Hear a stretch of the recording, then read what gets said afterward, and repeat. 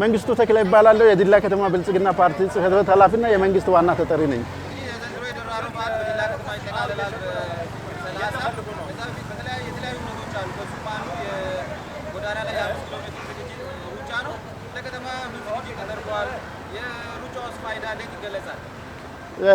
እንደገለጽከውም በዚያ የዘንድሮ ደራሮ በዓል በ30 ጥር 30 ላይ ይጠናቀቃል።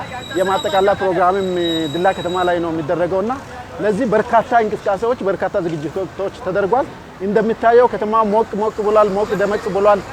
የተለያዩ የጽዳት ስራዎች እየተሰሩ ነው። የከተማውን የማስዋብ ስራ፣ የቀለም ስራዎች በተለያየ መንገድ እየተሰሩ ነው።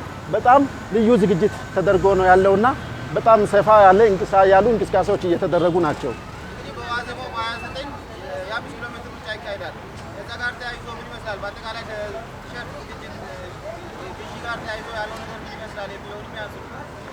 በደራሮ በዓሉ በተለያዩ ዝግጅቶች እንደሚከበር ይታወቃል።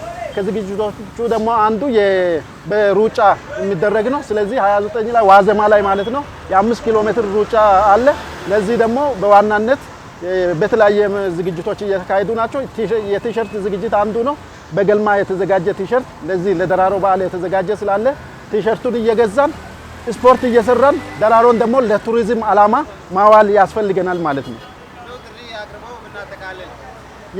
ለአጠቃላይ ለከተማ ነዋሪዎቻችንና ደራሮን ለማክበር ወደ ዲላ ከተማ ለሚመጡ እንግዶቻችን እጅግ በጣም ደማቅ ዝግጅት አድርገን እየጠበቅናችሁ መሆኑን በዚህ አጋጣሚ መግለጽ እፈልጋለሁ።